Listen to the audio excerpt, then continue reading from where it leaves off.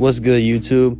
I'm back, and I got my all-NBA teams for you. I'm just doing the first, second, and third team. I'm not doing all defensive teams.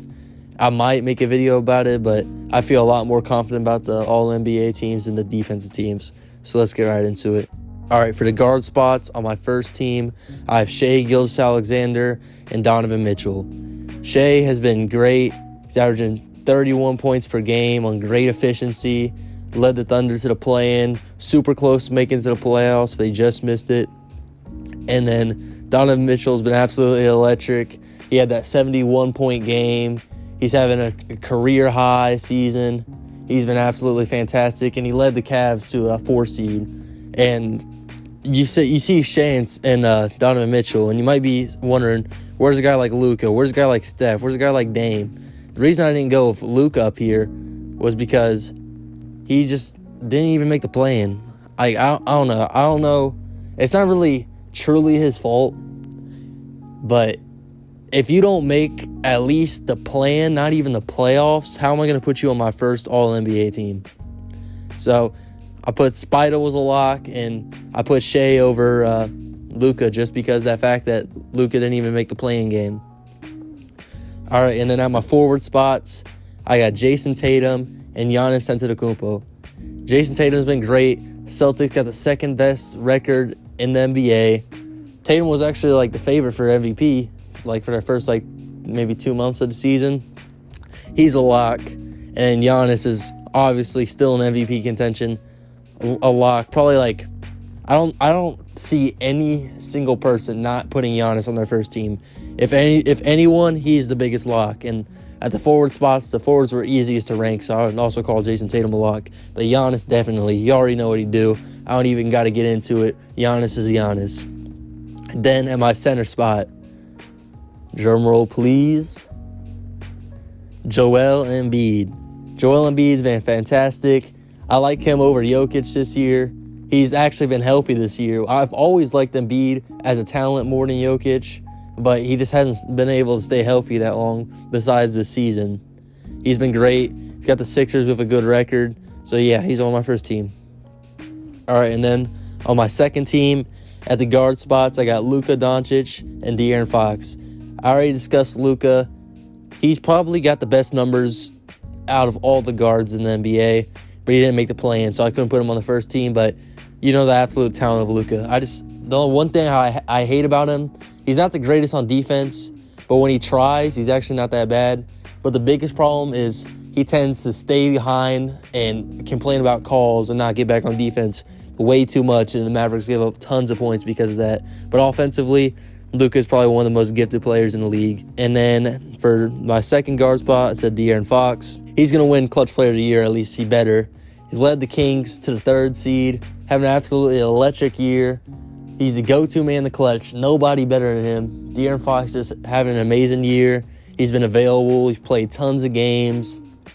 Great efficiency. Come on, he's a lock. Put De'Aaron up there. And then at the forward spots, I got Jaylen Brown and Julius Randle. Jaylen Brown's been great, averaging 28, I think, once again for the Celtics. They have an amazing record led by Jason and Jaylen. There's not really any more competition at the forward spot. The biggest problem I have is that there's so many people that didn't play games, but Jaylen Brown was not one of them. He was always available, played tons of games for the Celtics. And with Julius Randle, he played something crazy, 77 games, 78, something like that. Only missing 4 or 5 games throughout the entire season. And he put up great numbers, so he's pretty much a lock there as well. And then for the center, this should be no surprise, Nikola Jokic. If there was a way, I would put him on my first team because Joel Embiid, Nikola Jokic, and Giannis Antetokounmpo, best 3 players in the league. I think that's pretty much not a debate. At least best 3 players this season. And the fact that one of them has to be dropped down to the second team just sucks. But the new CBA rules and the new TV deals that the NBA got, all the things they changed, taking away that for next year. So the first, second, third team will all be positionless.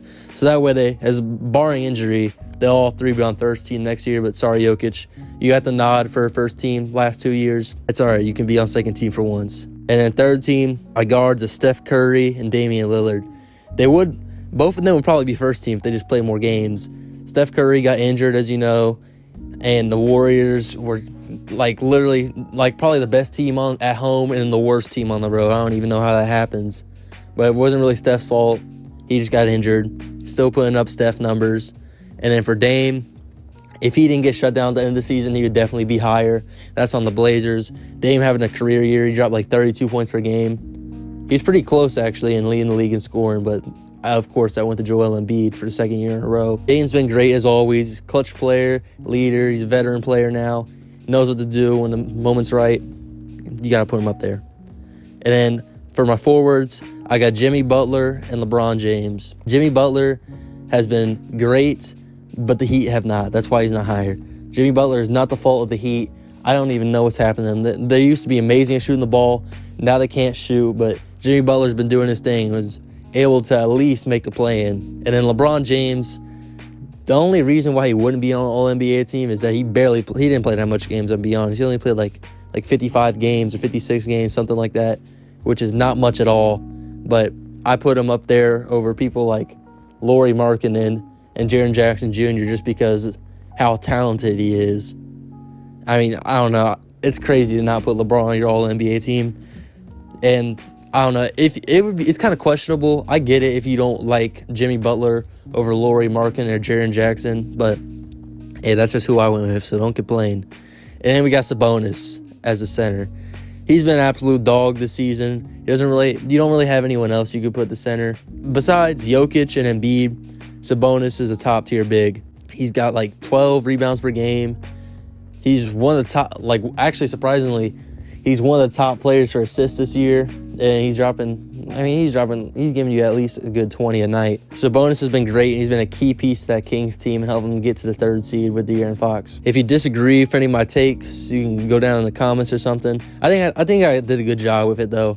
It was really tough. I had to leave people like John Morant off, Pascal Siakam, Lauri Markkanen, and Jalen Brunson, too. Andrew Holiday. This year was really tough. I like to normally use games played as the decider between two people that are really close, but not many people played games this year. There's tons of people that played in the 50s and 60s for games. Very few people hit that 70 mark. Thank you all for tuning in. Like the video, help brother out, and subscribe.